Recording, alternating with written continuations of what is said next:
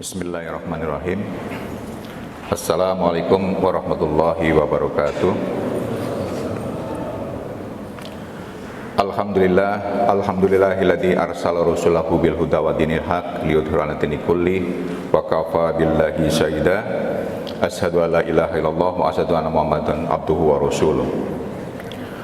Qala Allah ta'ala fil Qur'anil Karim, a'udzubillahi minasyaitonir rajim. Waladina ja'u min ba'dihim yaquluna rabbana ighfir lana wa li ikhwanina alladina sabaquna bil iman. Wa qala aidan was-sabiqunal awwaluna wal muhajirin wal ansar walladzina tabauhum bi ihsan radhiyallahu anhu wardu'an. Shadaqallahul adzim. Pertama-tama mari kita panjatkan puja dan puji syukur kepada Allah Subhanahu wa taala yang telah memberikan banyak kenikmatan kepada kita. Di antaranya kenikmatan Islam dan iman, kesehatan dan kesempatan, sehingga pada pagi hari ini kita berkesempatan untuk hadir pada sholat subuh yang diberkahi, banyak pahala dan sebagainya. Kemudian sholawat dan salam kita sampaikan kepada Nabi besar Muhammad sallallahu alaihi wasallam, yang semoga terimbah kepada keluarga beliau, sahabat-sahabat beliau dan pengikutnya hingga akhir zaman. Pagi hari ini saya diberi amanah untuk membacakan syarah Riyadhus Shalihin karya Imam Nawawi dalam bab bersedekah untuk mayit dan mendoakannya. Jadi ini rangkaian kehidupan manusia kalau kita lihat pembahasan pada bulan Ramadan ini ya, pada saat ini sampai pada ketika orang sudah meninggal, apa yang bisa dilakukan oleh orang muslim lainnya kepada orang-orang yang sudah meninggal. Judulnya diberikan bersedekah untuk mayit dan mendoakannya. Mungkin di antara kita ada yang memiliki pemahaman, ada yang melakukan hal-hal yang menurut keyakinannya tidak hanya bersedekah dan mendoakannya, tetapi juga ada yang membacakan ayat Quran gitu ya. Kalau kita dengar di masyarakat sudah memberikan Fatihah belum gitu kalau di daerah kita gitu ya.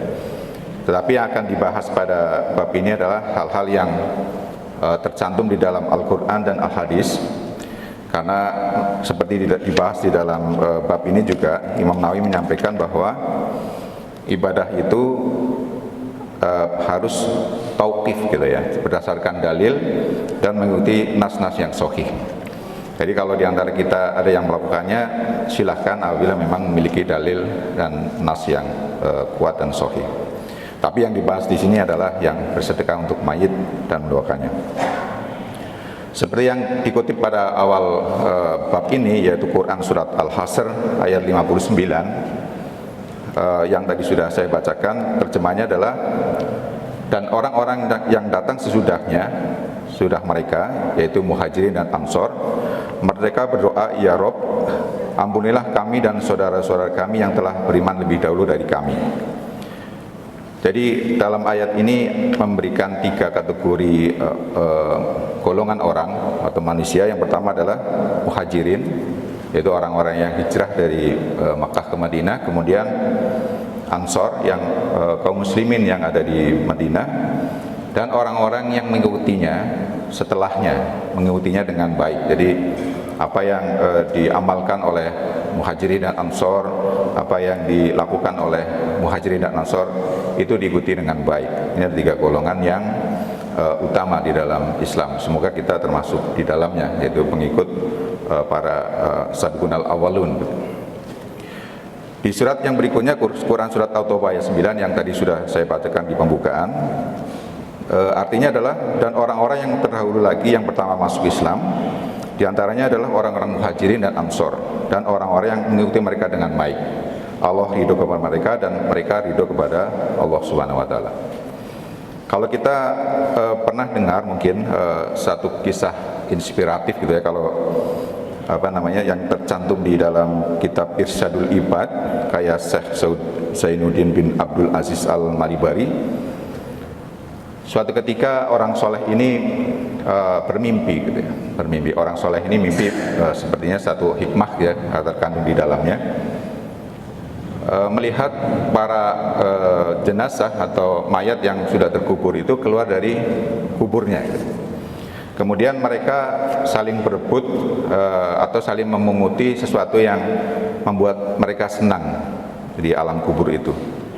Tapi orang soleh ini melihat ada satu orang yang itu tidak ikut berebut gitu ya, tapi dia tetap duduk tenang gitu, tapi tetap bahagia, seperti halnya orang-orang yang memunguti apa yang dia temukan di dalam alam kubur itu.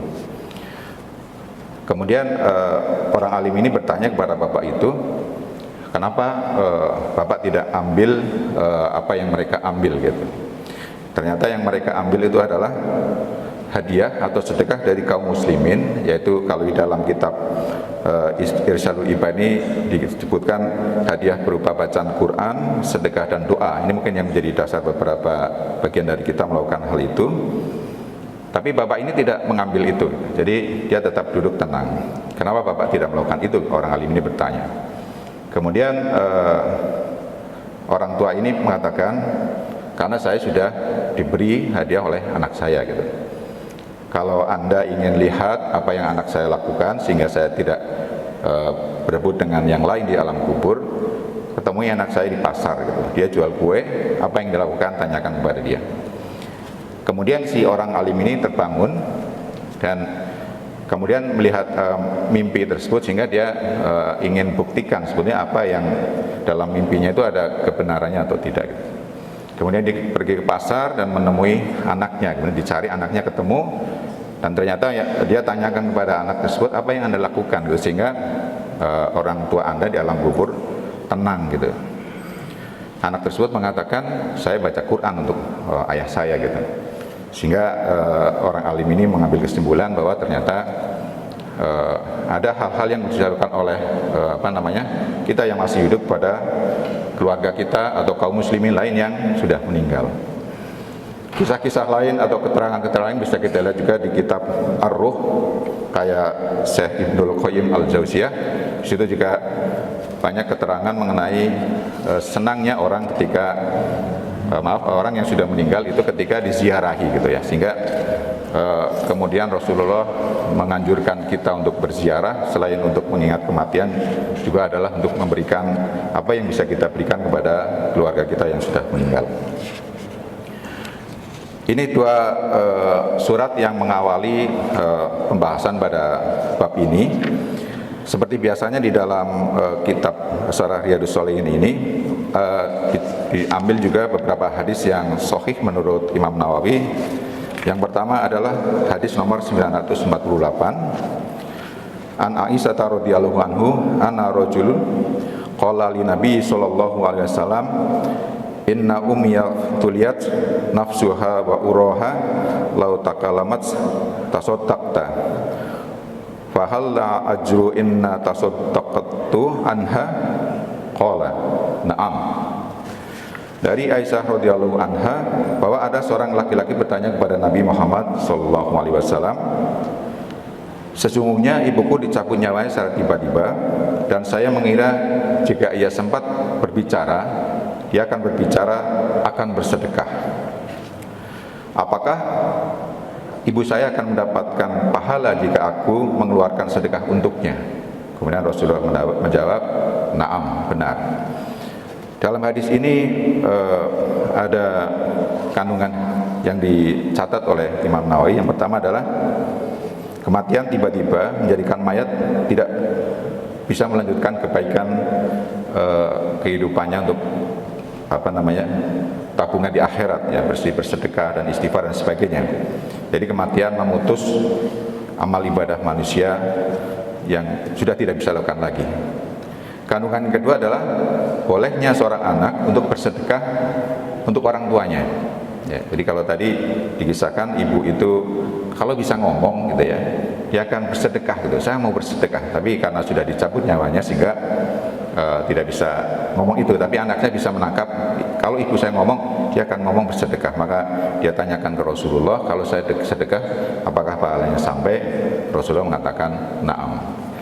Jadi kalau dalam pembahasan kitab ini yang bisa mengantarkan pahala kepada orang yang sudah meninggal berupa sedekah, ya, itu adalah anaknya. Jadi ini hadis yang pertama. Artinya kalau ada orang lain yang bersedekah untuk orang lain, itu menurut keterangan dalam pembahasan ini tidak akan sampai gitu. Yang sampai adalah anaknya.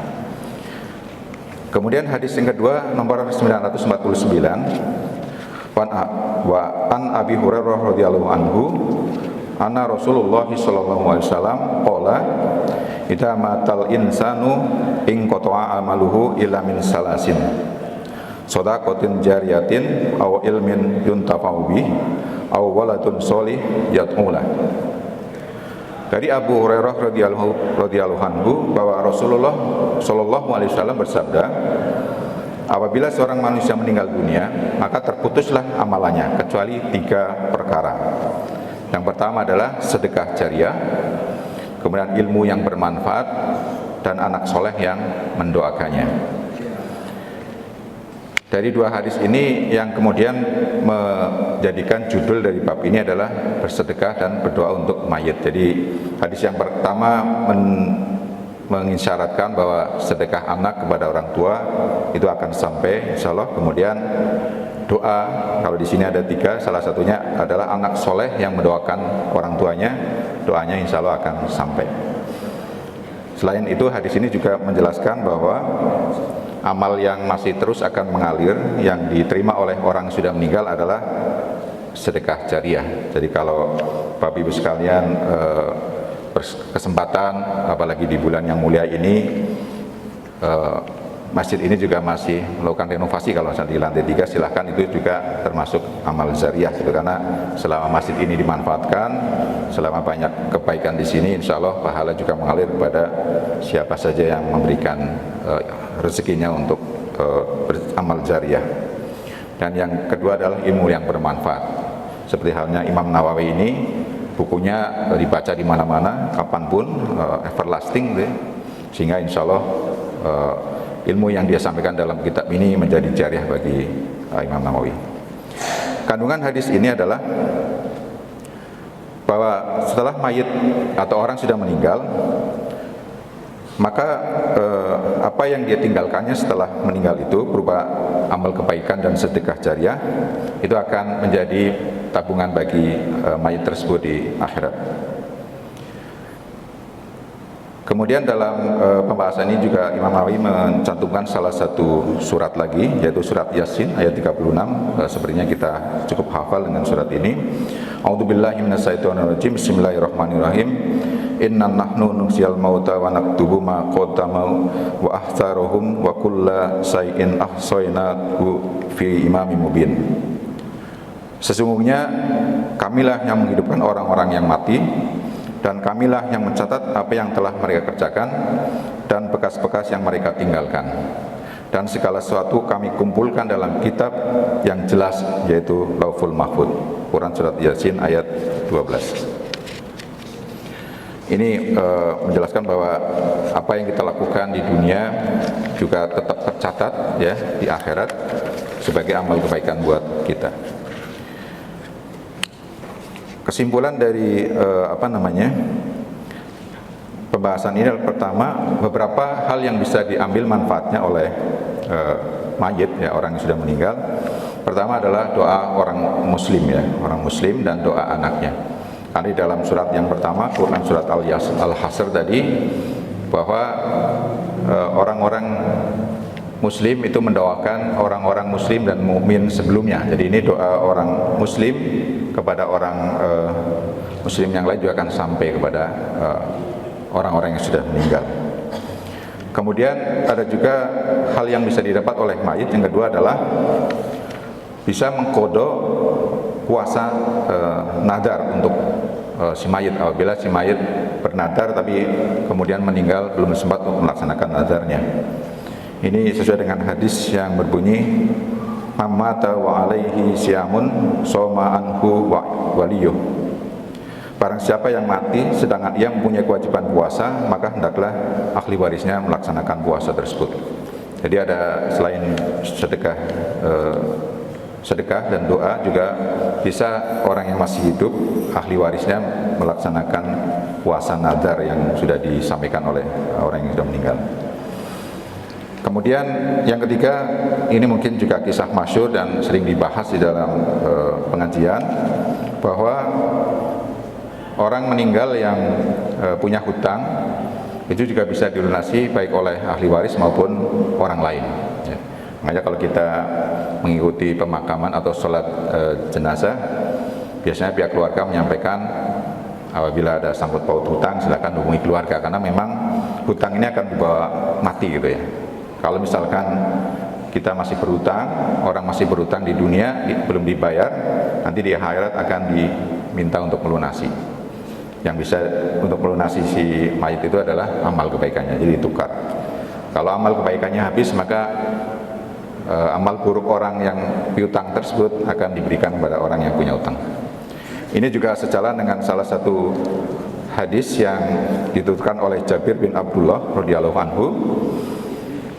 Rasulullah tidak bersedia mensolati satu sahabatnya, jenazah yang sahabatnya gitu. Rasulullah kemudian bertanya, apakah si jenazah ini punya hutang? Kemudian orang-orang mengatakan, iya, dia masih punya hutang 2 dinar. Kalau menurut kisah ini, hadis ini 2 dinar, mungkin kalau sekarang sekitar 8 juta sekian gitu ya, atau 9 juta. Hutang 2 dinar tersebut belum lunas sampai orang ini meninggal. Kemudian Rasulullah mengatakan, silakan solati saudaramu. Kemudian Rasulullah mundur. Rasulullah tidak bersedia mensolati orang yang punya hutang. Kemudian ada Abu Qatadah mengatakan, ya Rasulullah, saya lunasi hutang saudaraku.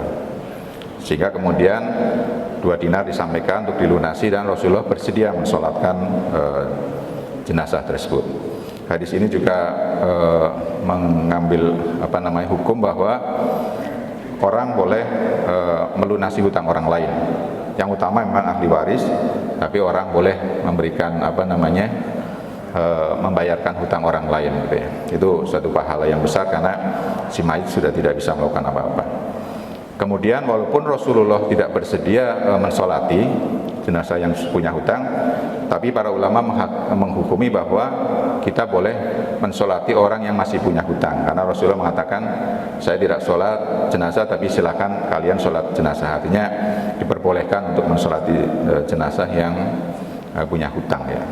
Dan sangat baik kalau diantara kita atau bahkan ahli warisnya bisa melunasi hutang tersebut, sehingga si mayit bisa tenang di alam kubur gitu.